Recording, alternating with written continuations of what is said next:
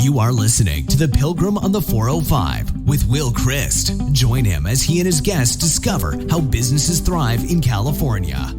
Well, welcome to The Pilgrim on the 405. We have a very interesting, cutting-edge, AI-enabled system for helping people who've suffered from malpractice find the right attorney. We have Victor Bornstein, the founder and CEO of Justpoint. So welcome to the Pilgrim on the 405, Victor. Thanks so much, Will. Thanks for having me. So tell us a little bit about what Justpoint does.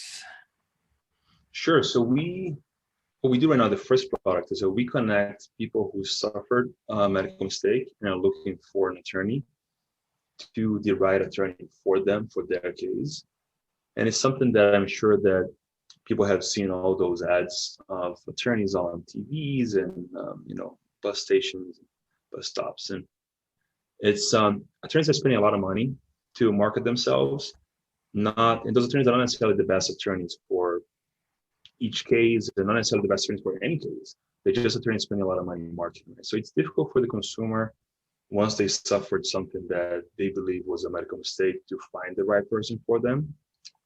So what we do is that we use artificial intelligence and a database of 300,000 historical claims to find the right attorney for each of those claims. And that's our first product. Our second product might be interesting for the other side of the audience, because I feel like this space is very divided into two sides, is that we're also developing products for the defense side to make sure that frivolous lawsuits don't come to harm hospitals and insurance companies and doctors. So where did this idea come from? Yeah, so I used to work at Mount Sinai Hospital. I was in New York. I was a professor. And my role was to develop technologies for the hospital system. And before then, I was working at the Texas Medical Center in Houston. It's one of the largest medical systems in the world, actually.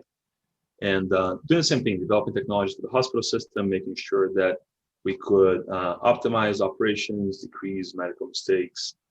And I had a list of hundreds of issues that could be addressed with technology. And as we know that there's a lot of things that can be optimized in any industry. But since I focus in healthcare, I was focusing on hospital systems.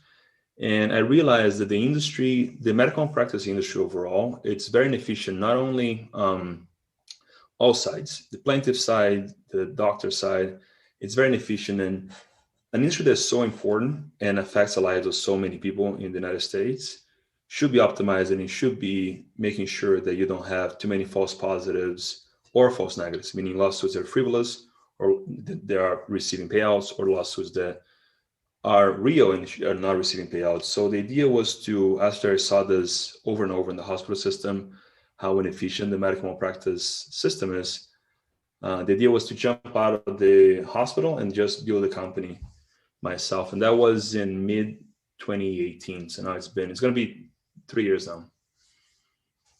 And you got a big boost last September, right? We did. Yeah, that was good. We got some great investors. We raised 1.3 million, and we were very lucky to get some of the biggest names in these industries. So we got one of the biggest names in healthcare, Vivek Garipalli, the founder of Clover, to lead a round. We have one of the founders of Atrium, which was a health technology company. And we have also insurance companies invested in us, doctors, medical malpractice, law firms. So we're very lucky not only to raise a round, but to raise it from such experts in the field who we talk every week, and they help us build the business. It's so good to have people who understand their specific niche much better than you do, because they become thought partners with you, right? Right. Well, and what I find so interesting is that as an entrepreneur, what I see you doing is you saw a problem and you decided to solve that problem using technology, in this case, artificial intelligence, right? Exactly. And that is the role of the entrepreneur, to see a problem, come up with a solution, and if it's viable, then investment will come. Yeah, it's so interesting. Like I was talking about this with my wife over the weekend. Actually, we moved to Colorado since COVID, so we go skiing every week, and there's a lot of time to chat about everything, right? So we were talking about all the things that we noticed that have to be fixed. And it's interesting, right? Because once you get into this mindset, you keep looking for things to be fixed. And I have a notebook that whenever I see something that could be improved, I write it down. Now I have hundreds of ideas. Some of them are not startups, right? Some of them are things that could be optimized for daycare during COVID. Right. And that's not necessarily something that I'm going to, create a startup around, but those are all problems. Some of them, I would say 10% of them could be startups. Maybe 90% of them are not. But I think that the trick to have, the way that I see the trick to have a good idea is to have hundreds of ideas and then removing the bad ones. And then you keep probably a few of them that could be startups. In the entrepreneurial operating system, EOS, we call that the visionary in the organization. And the visionary does have hundreds of ideas. In fact, he or she can be very disruptive to an organization. It can become very dysfunctional if the visionary is caught in what we call the integrator's seat. The integrator's role is to help the leaders on that leadership team work together harmoniously to achieve the vision, to achieve the goals of the company. The visionary, if he's ever caught in that integrator seat trying to be the integrator, comes up with these great ideas, and 90 days later, he or she are onto a whole different thing, and the rest of the company's just beginning to understand it and to start moving that direction, and eventually they'll just give up on listening to the visionary because there's just too many ideas. Which you might get going back and forth and not moving. Absolutely, forward, right? You get this 90-day spike up and down, and so at the same time, that visionary plays a very important role in the culture of the company and the core values, and also in looking out over the edge, knowing what's going to happen on the other side of the curve or the other side of the hill. So it's getting those roles very clear. Who's responsible for making it happen? Who's responsible for seeing what might happen? No, that's absolutely right. I think that the other thing that I think the visionary role is helpful is to recruit people, because you can sell the vision. Yes. You can tell how things should be, and then people get excited about it. Yes. But it's absolutely right? If you don't execute properly,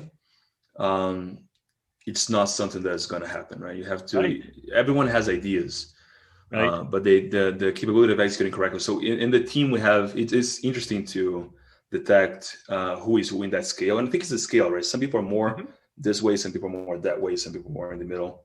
Yep. And understand their strengths and make sure that you position them in the right places. That's right. So you have absolutely the right people who agree with your core values, and also have people in the right seat, which means they get what their seat is. They understand what it means and how to do it. Then they want to do it. They're bouncing out of bed to do it. And they have the capacity, the God-given talent to do it. Getting those two things, right people, right seat, that's what makes it work. It's exciting to see that, because without the right core values in your company, people could do a lot of harm, couldn't they? Yeah, definitely. I mean, what attorney doesn't want to have a piece of an $8 million malpractice suit? Exactly. Yeah, and that's one of the challenges that you have, is making sure you align all incentives. And the way that we do, like, for example, on the pricing model, is that we only get paid if we actually help the claimant. We don't get paid if just person per lead, which would be incentivizing us to send the maximum number of leads to all attorneys. So it's interesting you mentioned this. I believe a lot in game theory, and that if you set those incentives correctly, yes, you are more likely to get the behavior correctly, right? Yes. So that happens in all levels, in pricing of the product, in culture, making sure that you're compensating. If you have a bonus structure, you make sure that you give the bonus for the right thing. Yes. When you're helping an attorney to get the right case, you're helping them to clarify even more clearly what their niche is, right? What their core focus is. Because if they are being successful in prosecuting, you're not prosecuting, but in bringing malpractice suits to a successful conclusion for their clients, they're going to want to do that more and more. They become better and better at it, right? Exactly. And I can give one example on this. What we do on the plaintiff side is that we understand how the claimant, that claim is, how it's shaped, if it has merits, right? If it has, how much should be receiving. On the lawyer side, we understand which are the lawyers that would have the most predicted success on that claim. And then for that, we have to understand where they fall in the percentile for each type of claim. So someone, let's say attorney John Smith, he might fall in the 10th percentile for misdiagnosis, but on the 90th for wrongful death, or on the 50th for birth injury. So in the end, we understand what they do better. And for them, it's actually better to get those cases that they do best. Yeah. And some of them might be because they have doctors in-house they hire, and that doctor is, let's say, cardiologist. So they do cardiology cases super well, but they don't do misdiagnosis of cancer that well. And then we understand this, and in the end, it's helping the plaintiff and the law firm. And also by detecting if the case has merits, and not even going forward and talking to the attorneys if the case don't have merits, we end up helping the defense side as well by not bringing lawsuits that don't have any merits, and then lawyers just feel rushed to get something from them because they have some cost and they had to spend $100,000, $200,000, $300,000 on it, and now they get to get something from it. But by detecting this in the first hours when we talk to a claimant and we get the medical records, we spare basically the whole system from all this burden. Mm-hmm. Well, I mean, you're really performing a wonderful role. Number one, in helping victims of malpractice, right? And what was the number of how many malpractice incidents are there in the country? Medical malpractice. So the numbers vary. So if you count the number of medical mistakes, every year there's a predicted 300 to 440,000, 300,000 to 440,000 a year, which is close to the number of deaths from COVID. So that's just deaths, right? So there's also medical malpractice that did not result in death. So it does affect a lot of people. So yeah, that's the number. And they should be compensated for their loss, right? Yeah, so I can give, one example that we just helped recently. It's she was a psychologist in California and suffered issues that, were unfortunate. She has to go to the doctor, and in the doctor there was a drug interaction issue because they didn't have enough anesthetics from one of the types. They ended up having to mix it so the patient wouldn't wake up in the middle of the surgery. And then because there was drug interaction, she actually had cognitive issues that are permanent from that. And she cannot now work, she cannot function properly. So she was the one bringing the money to the family. She has 2 kids. And of course, now the family doesn't have an income, right? And it's extremely unfortunate. And it's not honestly just about the income, right? The person lost their cognitive function. So she's not going to be the same for the rest of her life. But then what happens to the children right now? Because of this issue, the family suffers. So the way we see the medical practice system is that it affects, it's a system to serve the individual, but it also affects the system, right? So we focus a lot on the individual, people who had their lives changed because of a medical mistake. But we also try to make sure that when we affect the system, because we do with lawsuits, you always affect the system.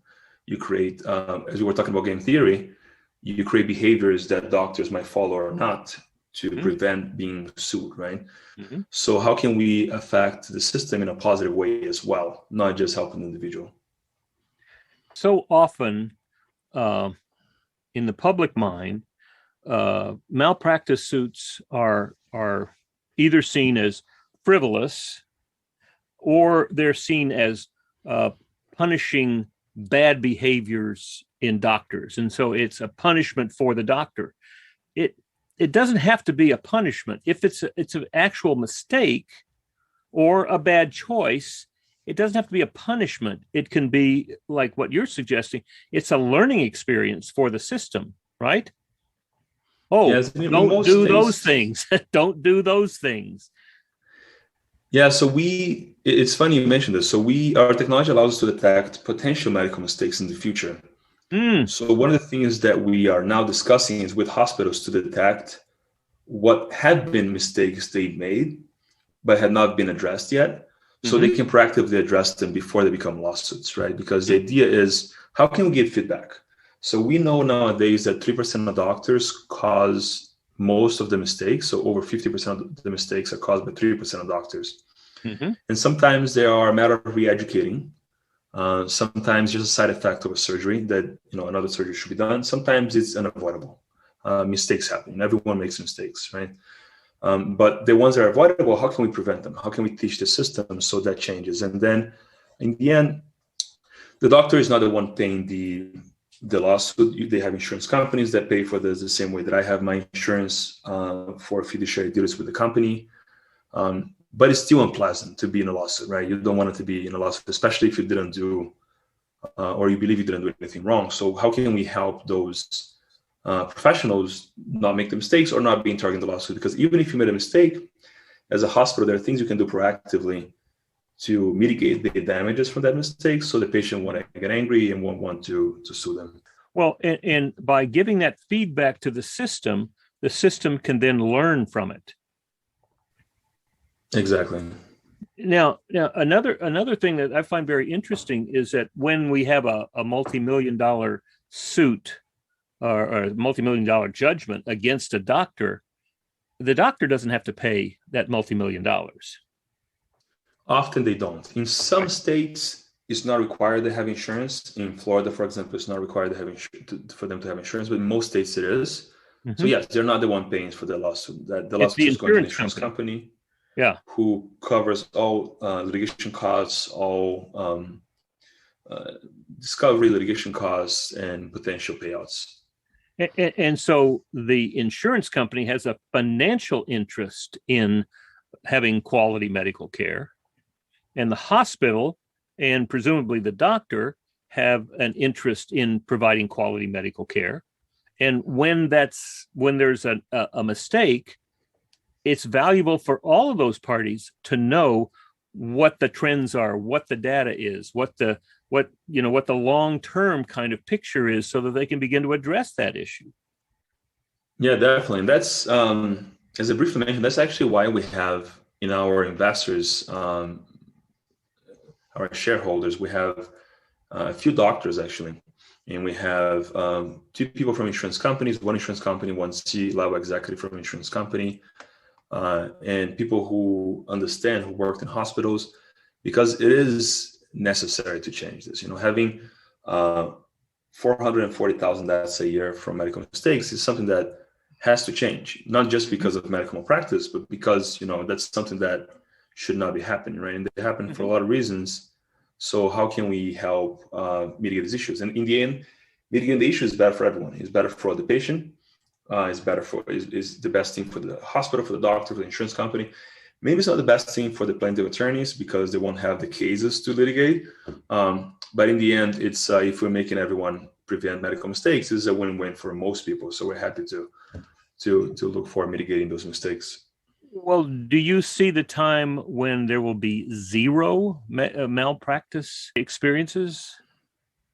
That's a good question. I think it's difficult to avoid all mistakes, right? It's almost like if you're thinking about engineering mistakes, like someone built a building. Right now we have very strict regulation that engineering mistakes don't happen very often because one is not as complex as medicine, because I acknowledge the medicine is more complex. But second, we have a lot of regulations that make sure that we do not have mistakes. Each project is several $1 million, so allows us to spend the resources to make sure that that building is not going to fall if there's an earthquake, right? Mm-hmm. But still we have engineering accidents, right? You still, with all the system being easier and being easier to regulate and to make sure that everything is right, we still have engineering mistakes because of so many varied reasons, right? Maybe one drug came out of manufacturing and it was manufactured the wrong way, so it's not even a medical mistake, it's more a product liability issue, but it's in the medical context, so it could be construed as medical mistake. Not by the doctor, but from the pharmaceutical company. So those things are more difficult to to make them stop 100%.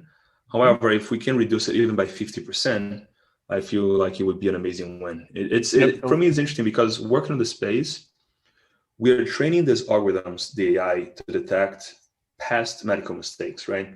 We get medical records and we are training it to see, this was a medical mistake. Can you detect the same type of mistake in this other medical records? And we do this after postmortem, after something happened, right? But the same models, the same AI that we're using right now for after a mistake happened, once they're well trained and to the clinical grade, they can be used in the clinic to prevent medical mistakes. And that for me it's the most exciting thing about what we do, because if you can prevent medical mistakes from happening, you're saving lives, right? And it's not always that you have the opportunity to change the outcomes of life so much. So that's one of the long-term goals, the blue sky goals that we have for the company. Well, that and also identifying those people who have the right values as the attorneys have the right values, and those attorneys who are competent, able to find a good judgment for people who suffered.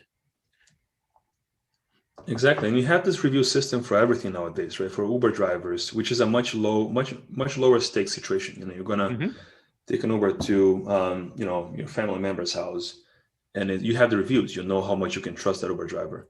But for the medical practice attorneys, you don't have that. You just have a lot of ads, and it's difficult to know who are the good ones, and once they're good, what they're good at specifically. Yeah, and I mean, and what drives those ads in terms of content is almost a Bernaysian mentality. What do we need to say in order to get people to pick up the phone and call? Right. Yeah, that's not the way to run the system. Yeah, and yes, and you often end up with very cheesy ads, right? Yes. From and then very very cheesy URLs, like willfightforyou.com. Right. alldayouneed.com. Those are all made up URLs, by the way. I'm not singling out any specific attorney, but the idea is that those are two very different skills, right? One of them is marketing. Even if we see as cheesy, it's like a marketing skill. The other one's a legal skill. They're so different. They're different, completely different disciplines, university, right? Like marketing and law. And now you're judging an attorney on their law skills based on their marketing. Yes. So that's completely misplaced. It doesn't make any sense. Right. It's almost like I'm going to judge my doctor based on how well they cook. No, those are different things. They're uncorrelated. You should not be making those choices based on that. But right now there's no option, right? But that's what you're providing is you're providing data, which I mean, what 99.99% of people who suffered a malpractice incident, a medical malpractice incident, to their detriment, they have no way of accessing that kind of data.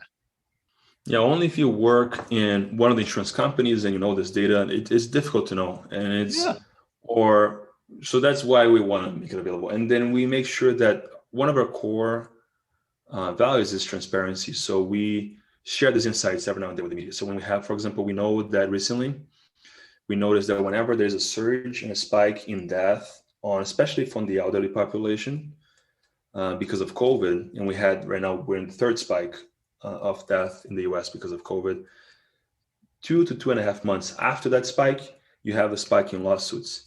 And that's something that we noticed. And then when we dug a little deeper to see why those lawsuits, what was the topic of them, it was very curious that the lawsuits were not related to COVID. They were related to negligence, basically not being seen by a doctor, not being seen by medical staff. And it makes sense, right? Whenever the hospitals are the most crowded, you don't have enough staff to take care of the most basic needs of other patients, right? And then especially the elderly population suffers more. So those are insights that whenever we like to share with the media, because that's helpful for even hospitals understanding, are we committing too much negligence? How can we prevent this from happening? I know that's a challenge right now. It's a big challenge. Well, but we feel like the more data we share, the better. Yeah, absolutely. Because then they have data, because it's so often it comes down to, if we continue in this route, down this path, our insurance our insurance premiums are going to go up this high annually. And so what if we took some of that money and invested it in expanding our services or creating relationships with other institutions? Are there less expensive ways of achieving the same, of providing service for people? Yeah, that's a good point. Like a proactive approach versus a reactive approach. Mm-hmm. Yeah, and it seems to me that what you're doing is you are giving data so that people can make decisions. Because to simply say, well, there's no way we can expand our services, there's no way we can put more people on, there's no way we have more ICUs. Okay, as long as you believe that, it's not going to change. Yeah, and exactly, and acknowledge that during COVID is tough, right? Because this was tough. However, it's crazy for me the number of new, just recently graduated medical students who right now cannot find jobs, and really? It's one of the highest that we had in the last decade, and it's a little bit of a contradiction, right? Because we need them to enter the workforce, but they're not entering the workforce. So that's kind of some of those data points that maybe you should be investing in them, training them. I know it's more expensive right now to train this personnel because everyone else is busy, but it's important that we increase the number of doctors that we have in hospitals. And what I have found is that insurance bill can be a very, very effective lever in making behavioral changes. Definitely. If you decrease it, like with car insurance is similar, right? If you allow them to put that little device that they measure your driving, it decreases your insurance, but also you know that you're being tracked, and you want to make sure that you're proactively doing the things that the car insurance company wants you to do, so they don't increase the premium.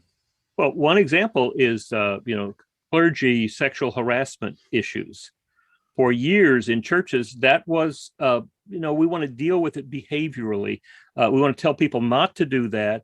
We want to move people around if they get into trouble, all sorts of ways of dealing with it at a very superficial level.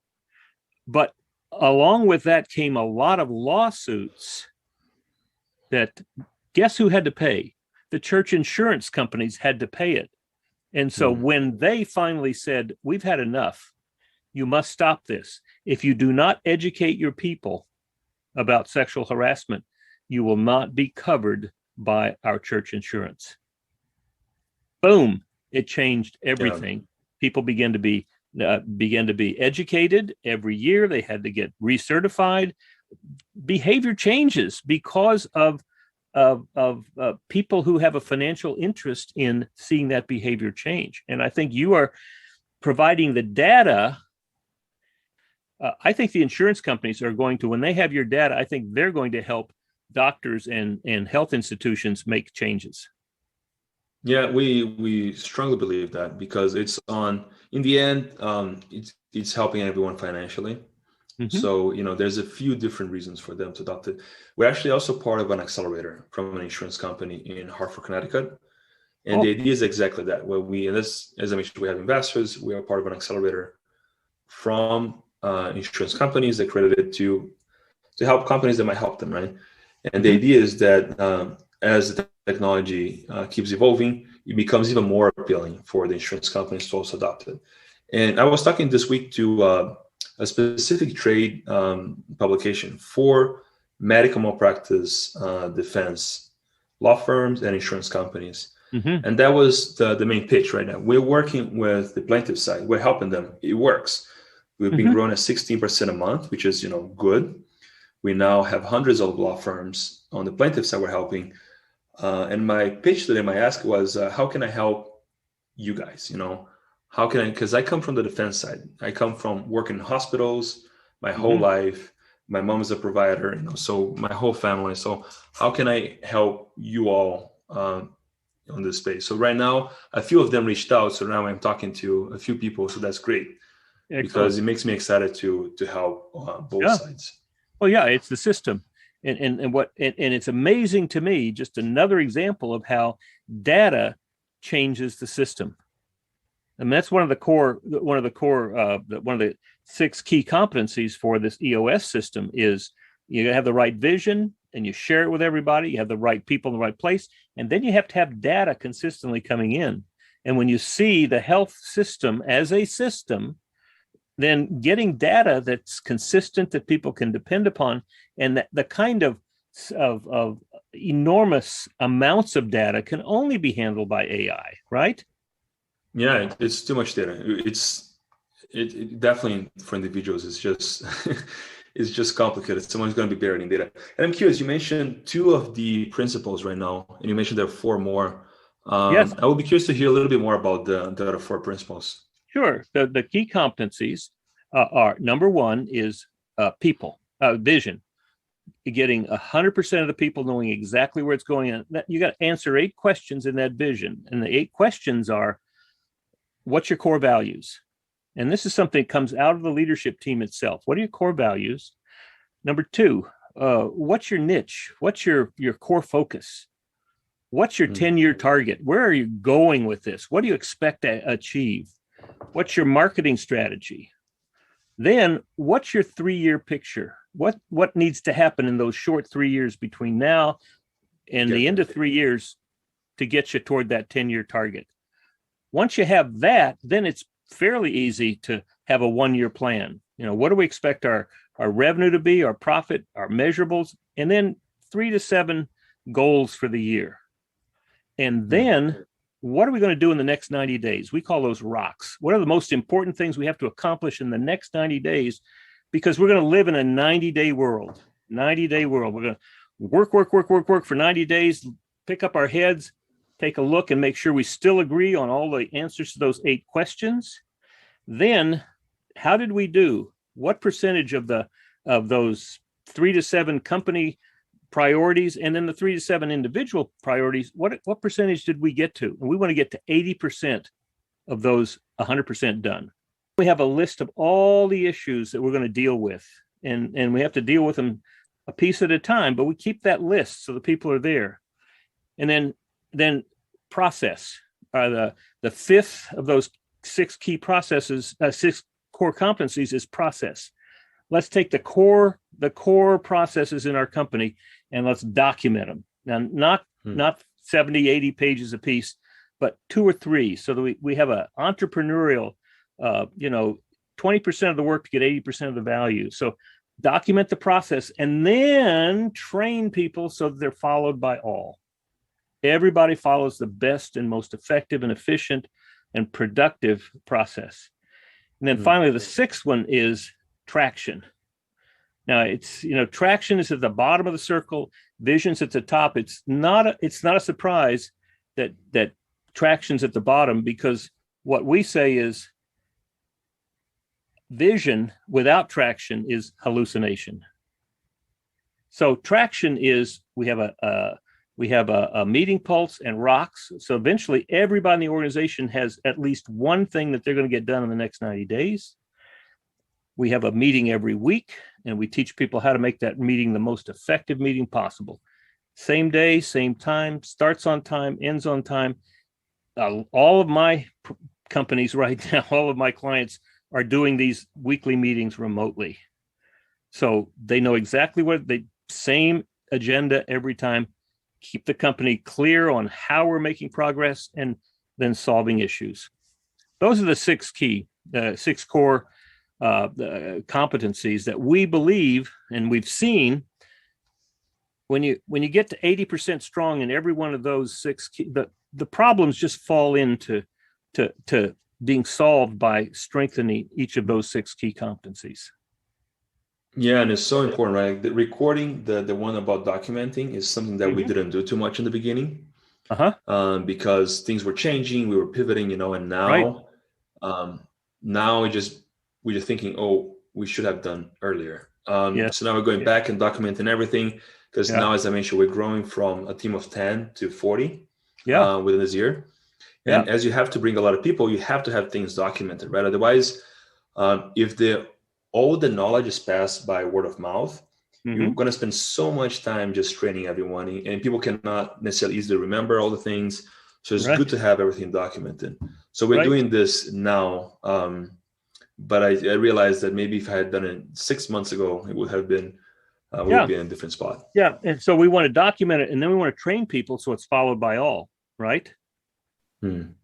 That's important. That's important. Well, this is wonderful. I salute you, Victor, for the work that you're doing. It's going to make healthcare, not just malpractice insurance, but make healthcare better with the kind of data that you're able to provide for them. That's our mission. Yeah. Good. So what would you like to tell people? Is there anything you'd like them to do? Not necessarily. If something happened to, of course, someone that in this space is something we can help. Right now, we're just trying to get the word out. So explain to people what we do. We've talked to a lot of people who had a medical mistake happen to them, and then they ended up choosing the wrong attorney and ended up with no payout, nothing. Not because they don't have merits on their lawsuit, just because they chose the wrong person. So right now, our work is getting the word out and explaining what we do. If you're on the plaintiff side, if you're on the defense side, and they work at a hospital system, at an insurance company, at a medical malpractice defense firm, we want to help. So we are having conversation with a lot of people right now about pilots that we can run with them. And our main goal is to add value to them. So we're flexible, we're running pilots. So if that happens to, either of those scenarios happens to fit anything from someone who's watching the show, it would be great if you reach out. So if I have a medical malpractice incident, I should go to Justpoint.com. Justpoint.com. And if I'm an institution, hospital, clinic, insurance company, and I want to talk to you, same place? You can reach out on hello@justpoint.com. And then we will reach out about partnerships, collaborations, anything that might be helpful for them. Excellent. So thank you so much, Victor, for being with us today. And what this is just another example of how businesses, entrepreneurs, seeing problems and solving them thrive, especially in California. You've been listening to The Pilgrim on the 405 with Will Christ. To hear more of the programs in this podcast, go to www.willchrist.com.